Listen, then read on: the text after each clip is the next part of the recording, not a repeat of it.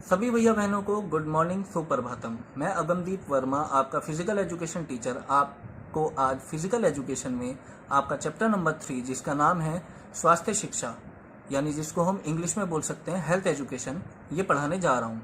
देखिए चैप्टर बहुत बड़ा है। इस चैप्टर को अगर मैं एक ही वीडियो में डिस्क्राइब करूँगा तो बहुत लंबी वीडियो बनेगी, तो इसलिए इसको मैं पार्ट्स में डिस्क्राइब करूँगा। 2-3 वीडियोज़ में मैं इस चैप्टर को आपको क्लियर कर दूंगा।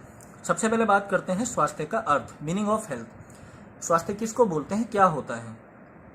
स्वास्थ्य से अभिप्राय जीवन की उस अवस्था से है जिसमें व्यक्ति रोग मुक्त रहता है, उसका तन तथा मन स्वस्थ रहता है तथा उसके शारीरिक तथा मानसिक कार्य सुचारू रूप से चलते हैं।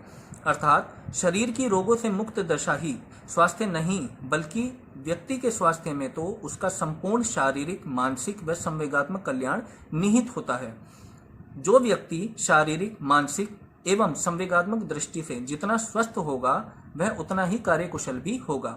वास्तव में अच्छे स्वास्थ्य से अभिप्राय है कि रोगों से मुक्त रहा जाए तथा शरीर की सभी क्रियाओं को सुसंगठित रखा जाए।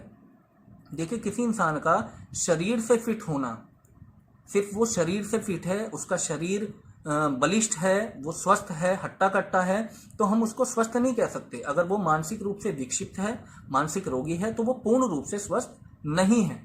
साथ ही संवेगात्मक, संवेग क्या होते हैं? हमारे जो मन के अंदर की जो फीलिंग्स होती हैं, जैसे गुस्सा, प्यार, मोह, डर, ये सब संवेग हैं। बहुत से आपने देखे होंगे कि बहुत ज्यादा डर में कांपने लगते हैं, बहुत ज्यादा खुशी में कांपने लगते हैं, खुशी में रोने लगते हैं। तो ये सब उनके अंदर संवेगात्मक विकार हैं।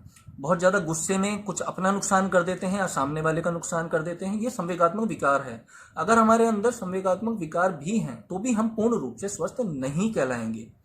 तो व्यक्ति के स्वास्थ्य में उसका शारीरिक, मानसिक व संवेगात्मक जो स्वास्थ्य है वो निहित होता है। उसको तीनों रूप से स्वस्थ होना चाहिए। इसके साथ ही चौथा आता है सामाजिक।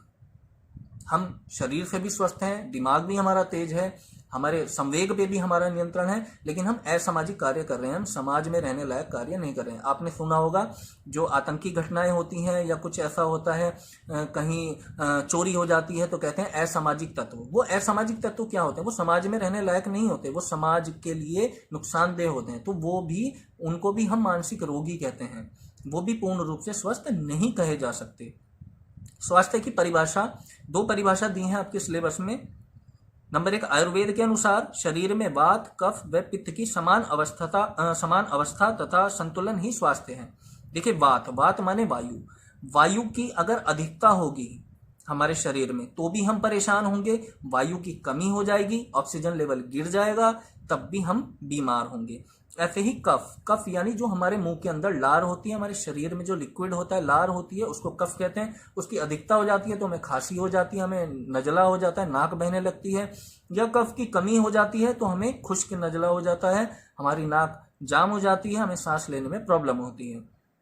ऐसे ही पित्त क्या होता है? जो हमारे खाने को डाइजेस्ट करता है। हमारे शरीर में एक ऐसा एसिड होता है जो खाने को डाइजेस्ट करता है। आपने कई बार सुना होगा एसिडिटी हो रही है। एसिडिटी मीन्स उस पित्त की मात्रा बढ़ रही है, इस वजह से हमें सीने में जलन होने लगती है और हमें एसिडिटी फील होती है। तो शरीर में वात, पित्त और कफ, इन तीनों की समान अवस्था तथा संतुलन ही स्वास्थ्य कहलाता है। विश्व स्वास्थ्य संगठन के अनुसार शरीर की रोगों से मुक्त दशा ही स्वास्थ्य नहीं, अपितु व्यक्ति के स्वास्थ्य में तो उसका संपूर्ण शारीरिक, मानसिक व संवेगात्मक कल्याण निहित होता है। अब बात करें स्वास्थ्य के लक्षण। अच्छे स्वास्थ्य व स्वस्थ व्यक्ति के लक्षण निम्नलिखित हैं। नंबर 1, स्वस्थ व्यक्ति के शरीर का भार उसकी लंबाई के अनुपात में होता है। देखिए, मैंने लास्ट चैप्टर में आपको एक बीएमआई चार्ट भेजा था और उसको कैलकुलेट करना भी बताया था। आप बीएमआई के अकॉर्डिंग अगर कैलकुलेशन करते हैं और आप उसमें बिल्कुल बीएमआई के अकॉर्डिंग, उसमें आपको पता चल जाएगा कि आपका वेट हाइट के अकॉर्डिंग ज़्यादा है या कम है। जो एक फिट इंसान होगा उसके शरीर का भार उसकी लंबाई के अनुपात में ही होता है। चिकने, घने तथा चमकीले बाल भी अच्छे स्वास्थ्य के लक्षण माने जाते हैं। स्वस्थ व्यक्ति का अस्थि संस्थान सुविकसित होता है। स्वस्थ व्यक्ति के शरीर का तापमान सामान्य 98.4 फ़ारेनहाइट होता है। स्वस्थ व्यक्ति के शरीर की मांसपेशियां सुविकसित तथा सुसंगठित होती हैं। स्वस्थ व्यक्ति की त्वचा मुलायम, चिकनी व साफ होती है। स्वस्थ व्यक्ति का चेहरा खिला हुआ, आंखें चमकीली व स्वच्छ होती हैं। स्वस्थ व्यक्ति की सांस की गति सामान्य होती है। स्वस्थ व्यक्ति के सभी संस्थान अर्थात पाचन, स्नायु, श्वसन, परिसंचरण तथा विसर्जन संस्थान सुचारू रूप से अपना अपना कार्य करते हैं। स्वस्थ व्यक्ति के दांत मोती के समान साफ, चमकीले व मजबूत होते हैं। इसके बाद हम बात करें स्वास्थ्य के नियम। मानव को अच्छे स्वास्थ्य के लिए निम्न नियमों का पालन करना चाहिए। नंबर 1, सुबह जल्दी उठना तथा रात को जल्दी सोना चाहिए। देखिए, आज के टाइम हमारी लाइफ बहुत ज़्यादा डिस्टर्ब हो गई। हम सुबह लेट उठते हैं, रात को हम लेट सोते हैं। तो अगर हमें फिट रहना है तो सुबह हमें जल्दी उठना तथा रात को जल्दी सोना चाहिए। प्रतिदिन शरीर की सफाई करनी चाहिए।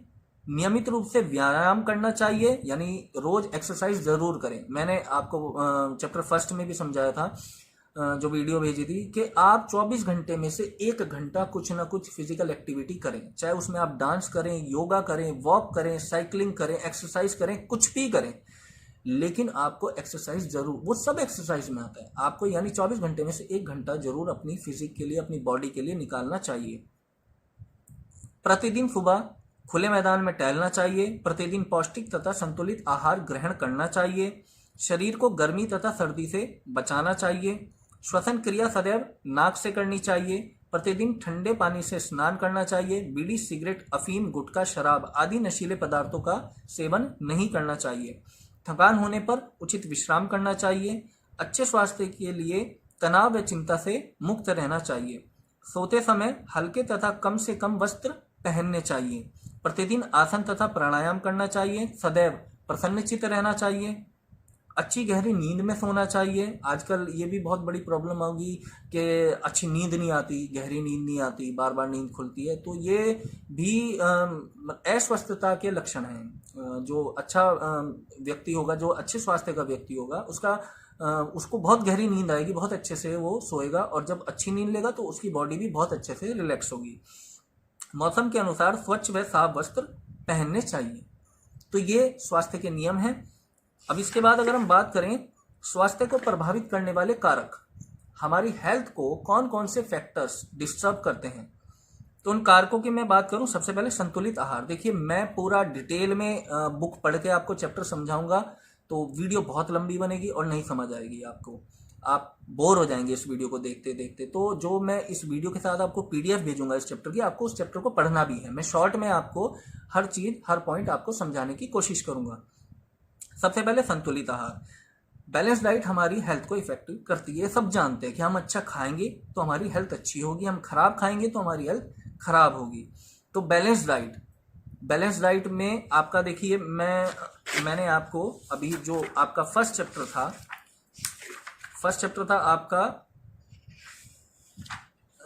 शारीरिक शिक्षा, second growth and development, third ये है हेल्थ एजुकेशन, और चौथा चैप्टर आपका आएगा बैलेंस डाइट। तो उस चैप्टर में मैं आपको बैलेंस डाइट के बारे में डिटेल में समझाऊंगा, लेकिन फिलहाल मैं आपको शॉर्ट में समझाऊं कि संतुलित आहार का आशय ऐसे भोजन से है जिसमें आवश्यक पोषक तत्व, कार्बोहाइड्रेट, वसा, प्रोटीन, खनिज लवण, विटामिन व जल उचित अनुपात में विद्यमान हों।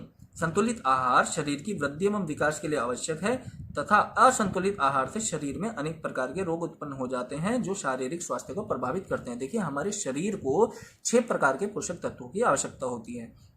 प्रोटीन, कार्बोहाइड्रेट, खनिज लवण, विटामिन, वसा और जल। इन 6 पोषक तत्वों का उचित अनुपात ही संतुलित आहार कहलाता है, यानी जिसको हम बैलेंस डाइट बोलते हैं। तो बैलेंस डाइट का इफेक्ट हमारे स्वास्थ्य पे बहुत ज्यादा पड़ता है। दूसरा आता है रहन सहन व दिनचर्या। हमारा लाइफस्टाइल क्या है, हमारा डेली रूटीन क्या है, इसका इफेक्ट भी हमारी हेल्थ पे पड़ता है। हम देर से सोते हैं, देर से उठते हैं, हम एक्सरसाइज नहीं करते हैं, हम बिल्कुल भी फिजिकल नहीं करते हैं, तो उसका इफेक्ट हमारे स्वास्थ्य पे पड़ेगा। तो कुल मिला के हमारी लाइफस्टाइल और डेली रूटीन का भी इफेक्ट हमारी हेल्थ पे पड़ता है, इसलिए उसको भी प्रॉपर मेंटेन करना चाहिए। तीसरा व्यायाम, मैंने पहले ही बताया था, एक्सरसाइज से हमारी हेल्थ पे इफेक्ट पड़ता है। सब जानते हैं एक्सरसाइज करेंगे तो हमारी फिजिक, हमारी बॉडी अच्छी हो जाती है, और हम एक्सरसाइज नहीं करेंगे, हम सिर्फ खाएंगे और सो जाएंगे, उठेंगे, खाएंगे, सो जाएंगे, तो हमारी हेल्थ डिस्टर्ब होगी और हमारी हेल्थ खराब होती है। इसके बाद नशीले पदार्थों का प्रयोग। देखिए नशीले पदार्थों का ड्रग्स, बीड़ी, सिगरेट, गुटखा, तंबाकू, भांग, चरस, गांजा, शराब, ये बहुत सारी चीज़ें हैं जिनको लेने से हमारी हेल्थ पे इफेक्ट पड़ता है और हमारी हेल्थ खराब होती है। तो ये भी एक फैक्टर है हमारी हेल्थ को जो डिस्टर्ब करता है। उसके बाद शारीरिक स्वच्छता, अपने शरीर को साफ रखें, रोज नहाएं, अच्छे से साफ सुथरा रखें। हमारा शरीर साफ रहेगा तो हमारे बॉडी पे जर्म्स नहीं आएंगे, हम बीमार नहीं होंगे। तो वो भी फैक्टर एक इफेक्ट डालता है हमारी स्वास्थ्य पे। इसके बाद निंद्रा व विश्राम, अच्छी नींद और अच्छा रेस्ट भी हमारी हेल्थ पे इफेक्ट डालता है। हम काम करते रहें, हम रेस्ट ना करें, अच्छी नींद ना लें तो क्या होगा, हम बीमार हो जाएंगे। तो कुल मिला के अगर हम अच्छी नींद और रेस्ट नहीं लेंगे तो बीमारी का शिकार होंगे और हमारी बॉडी थकी थकी रहेगी, गिरी गिरी रहेगी। तो ये फैक्टर भी हमारी स्वास्थ्य पे बहुत ज़्यादा प्रभाव डालता है। उसके बाद वंशानुक्रम यानी हेरिडिटी। बहुत सारे गुण हमें हमारे पितरों से मिले हैं, हमारे पितृ गुण हैं जो मैंने आपको वृद्धि विकास जो सेकंड चैप्टर था, I think second he chapter था, हाँ, मैंने इसमें आपको क्लियर किया था कि हेरिडिटी किस तरह से हमारी बॉडी पे इफेक्ट डालती है। तो वंशानुक्रम भी हमारे स्वास्थ्य पे काफ़ी प्रभाव डालता है। उसके बाद वातावरण के बारे में मैंने लास्ट चैप्टर में आपको बताया था कि हम जैसे एनवायरनमेंट में रहते हैं, जैसे माहौल में रहते हैं, उस माहौल का भी हमारे स्वास्थ्य पे बहुत प्रभाव पड़ता है। इसके बाद संक्रामक रोग। देखिए संक्रामक रोगों का भी स्वास्थ्य पर अधिक प्रभाव पड़ता है। बच्चों पर संक्रामक रोगों के कीटाणु अपना प्रभाव जल्दी दिखाते हैं जिससे उनका स्वास्थ्य खराब हो जाता है। तो संक्रामक रोग से भी हमारे स्वास्थ्य पे इफेक्ट पड़ता है। इसके बाद मनोरंजन। देखिए मनोरंजन एक बहुत ऐसे बोल देते हैं एंटरटेनमेंट, लेकिन ये बहुत हमारी लाइफ के लिए बहुत ज़्यादा इंपॉर्टेंट है। अच्छे स्वास्थ्य के लिए जीवन में मनोरंजन भी आवश्यक है। मनोरंजनात्मक क्रियाएं बालक के स्वास्थ्य पर अनुकूल प्रभाव डालती हैं। मनोरंजन से स्फूर्ति आती है तथा शरीर पुनः ऊर्जावान होता है। देखिए इनको हम बोलते हैं रिक्रिएशन गेम भी बोलते हैं। मनोरंजन, एंटरटेनमेंट, हमको क्या करने में एंटरटेनमेंट हो रहा है, हमारा क्या करने में मजा आ रहा है, क्या मनोरंजन हो रहा है, डांस करने में मनोरंजन हो रहा है। जैसे हम पढ़ाई करते करते बोर हो गए, हमने थोड़ी देर डांस कर लिया तो हमारा मनोरंजन हो गया। हमने थोड़ी देर गेम खेल लिया तो हमारा मनोरंजन। मोबाइल चलाने से नहीं होता मनोरंजन। आउटडोर गेम कीजिए, आप जो भी करें रिक्रिएशन गेम कीजिए। आप पहले बहुत हमारे टाइम में गेम खेले जाते थे, छुपम छुपाई, पिट्ठू फोड़, गली में क्रिकेट खेल रहे हैं। तो इस टाइप के गेम्स खेलने से, इन गेम्स को हम रिक्रिएशन गेम बोलते हैं जिससे हमारा मनोरंजन होते हैं। और हम रिक्रिएशन मीन्स हम दोबारा चार्ज अप हो जाते हैं। जैसे जब स्कूल चलता है तो 1 2 3 4 पीरियड के बाद फिर लंच होता है, लंच में हम खेलते हैं तो रिक्रिएट हो जाते हैं। वो 4 पीरियड की थकान हमारी उतर जाती है, फिर हम बूस्टअप हो जाते हैं, हमारी बॉडी चार्ज अप हो जाती है। तो मनोरंजन का भी हमारे स्वास्थ्य पर बहुत इफेक्ट पड़ता है, इसलिए हमको मनोरंजन भी अपनी बॉडी का, अपने शरीर का करना चाहिए। जो भी अच्छा लगे वो हम खेलें कूदें। पढ़ाई तो हमें करनी है, साथ ही साथ अपने मनोरंजन का भी ध्यान रखें। तो आज मैं आपको इस चैप्टर को इतना ही डिस्क्राइब करूंगा।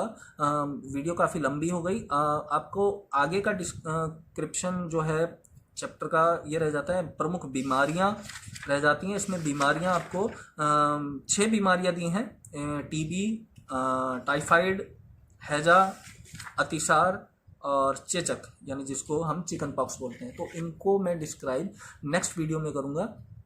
आज आपने इस वीडियो को अच्छे से देखा होगा, सुना होगा।